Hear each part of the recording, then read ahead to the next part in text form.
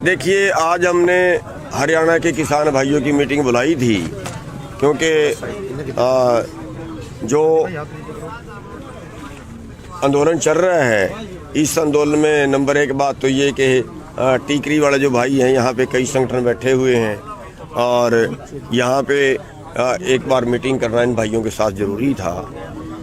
और दूसरा, जो कल प्रस्ताव आया है उसके लिए भी मीटिंग होगी, तो उसके लिए भी जो है हरियाणा को एक बार हरियाणा के लोगों की सलाह लेनी ज़रूरी थी। तो बाकी जो है कि भी एक तो ये हुआ है कि जो अगली मीटिंग होगी उसमें हरियाणा की तरफ से जो प्रस्ताव पास हुए हैं वो रखे जाएंगे। वहाँ पे पास होंगे या नहीं होंगे वहाँ की मीटिंग के बाद ही आपको बताया जाएगा, क्योंकि पहले बताना थोड़ा सा, मीटिंग से पहले बताना थोड़ा सा कच्ची बात ना हो। इसलिए मैं बेनती करूँगा कि वो प्रस्ताव जो हरियाणा ने पास किए वो संयुक्त मोर्चा की मीटिंग में पास होने के बाद ही हम उनको अनाउंस कर पाएंगे। पहले उसके पहले कोई इसका नुकसान हो जाएगा करने का। और दूसरी बात, आज हरियाणा संयुक्त मोर्चा जो है वो एक उसका एक बनाया गया है, गठन किया गया है। गठन तो पहले से ही है, लेकिन एक बात ये है कि आगे के लिए भी अगर आंदोलन करना पड़े, क्योंकि किसान पे बहुत सी समस्याएं आनी हैं, तो हरियाणा के भी सारे संगठन जो है वो एक जगह होकर काम कर सकें, तो उसका आज गठन किया गया, जिनमें 12-13 संगठन तो यहाँ मौजूद थे।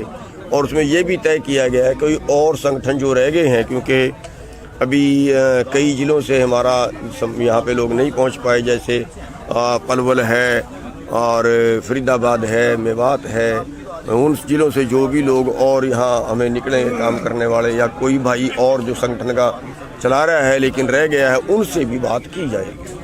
तो उसका अध्यक्ष में आज मेरे को बनाया गया है और हमारी जिम्मेवारी है कि हम सभी की दोबारा मीटिंग एक बार बुलाएंगे, जो संगठन रह गए उनको इसमें शामिल करेंगे। कल सरकार के साथ जो बैठक हुई थी उसमें जो प्रस्ताव आया था सरकार की तरफ, क्या उसकी भी चर्चा हुई यहाँ पर? क्या हाँ, उसकी चर्चा हुई है कि उन्होंने कहा था कि हम टाइम दे दें, स्थगित कर दें और एक कमेटी बना दें, उस पर चर्चा हुई है। अब उसकी चर्चा जो है जो संयुक्त मोर्चा की मीटिंग होगी, फाइनल उसमें करेंगे कि हमने कल क्या स्टैंड लेना है। कल मीटिंग है ना दोबारा सरकार से, तो दोबारा सरकार से मीटिंग में हमारा स्टैंड क्या होगा ये उस मीटिंग के बाद क्लियर किया। क्या लगता है कि सरकार ने किसानों की मांगे मानने की तरफ अपना कदम बढ़ाया है इस प्रस्ताव के जरिए? नहीं, ऐसा मेरे को कुछ महसूस ऐसा नहीं हो रहा है कि उन्होंने कोई कदम बढ़ाया। मेरे को तो ये महसूस हो रहा है कि कभी उनकी टालने की कोई राजनीति हो और उसमें काम और गड़बड़ हो जाए, ऐसा मेरे को आभास हो रहा है। क्योंकि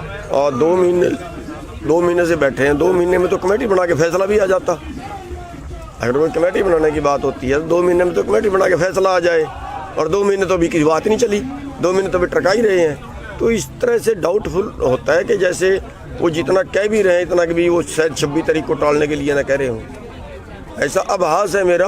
वो तो बाकी तो कल पता लगेगा। तो 26 तारीख की क्या तैयारी है आपकी? इस तरीके से देखिए, 26 तारीख के लिए हमने प्रशासन से बात हुई थी कल, और हमने उनको एक रूट उनको बता दिया है कि हम एक तो जो 26 तारीख की सरकारी परेड है उसमें बाधा नहीं डालना चाहते। उसमें बाधा डालने का हमारा कोई प्रोग्राम नहीं है, और कोई ऐसा प्रोग्राम नहीं है जिससे कोई राष्ट्र की कोई इज्जत कम हो, ऐसा कोई प्रोग्राम नहीं है। लेकिन हम ट्रैक्टर परेड करेंगे, दिल्ली के अंदर करेंगे, और जो रिंग रोड है रिंग रोड पे हम अपना ट्रैक्टर परेड करेंगे। उसके लिए लाखों ट्रैक्टर पूरे देश से या जो दिल्ली के नज़दीक का 200-300 किलोमीटर का एरिया है वहाँ से आ रहे हैं। और उसके लिए हमने सरकार से जो प्रशासन से बात हुई है, प्रशासन से ये कहा कि उसके लिए आप हमें इजाज़त भी दें, आप उसका प्रबंध भी करें। उस दिन ट्रैफिक रोकें और पूरा वो रोड खाली कराएं और बैरिकेड उस दिन के लिए हटा दें। तो ये हमने उनको कहा है।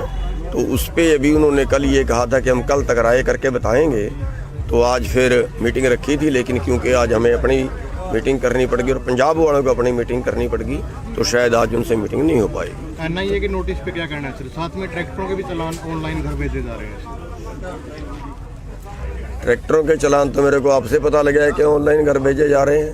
काफ़ी सूचनाएं मिल रही हैं सर। अगर ऐसा है तो फिर बदकिस्मती है, लेकिन आंदोलन को तोड़ने के लिए ये सब किया जा रहा है, आंदोलन को कमज़ोर करने के लिए ये सब किया जा रहा है। और ये ओछी हरकतें हम इनको कह सकते हैं। अब एक आदमी ने लंगर लगा दिया है तो क्या वो अपराधी हो गया?